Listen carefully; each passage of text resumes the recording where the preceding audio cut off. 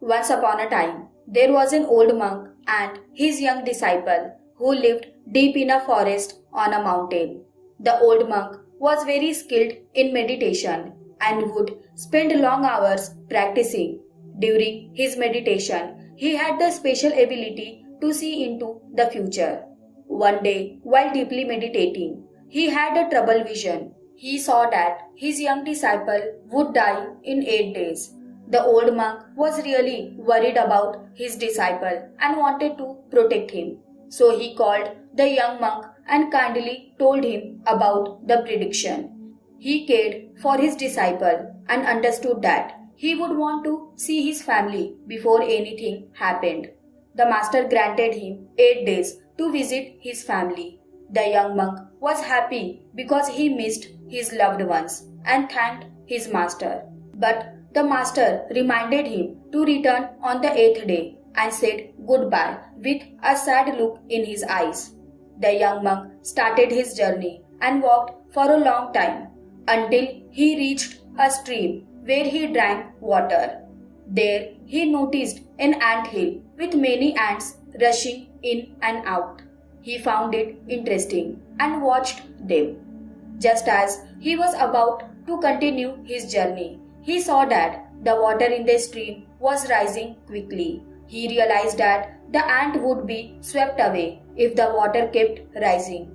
Recent rains upstream had caused the water downstream to rise. Filled with compassion, the young monk quickly took off his clothes and used them to build a protective barrier around the ant hill. He used firm soil to divert the water away from the ant hill. Because of his cleverness, he saved the lives of many ants and prevented them from dying. When he finished, he continued his journey back home, remembering that he had to return to his master on time. The 8th day went by quickly, and the young monk enjoyed his time with his family. As the last day approached, he started his journey back, eager to see his master again. At the same time, the old monk was walking through the forest, feeling sad and believing that his disciple had already died. He regretted not being able to say goodbye. But as evening came on the 9th day, the old monk saw a glimmer of hope in the distance.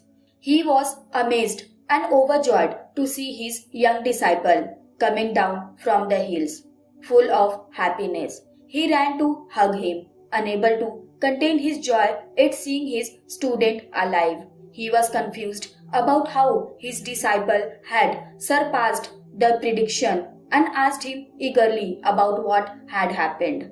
As the young monk told his story, the old monk finally understood why his disciple had lived beyond the predicted time. The selfless act of saving the ants had unknowingly extended the young monk's life and brought him happiness.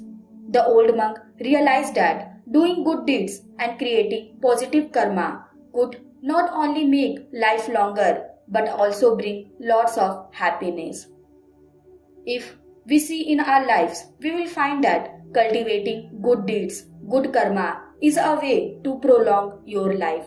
The result of doing good deeds will not only increase your life, but it can also bring abundance of happiness in your life. It can make your destiny, big troubles, to become small and ineffective.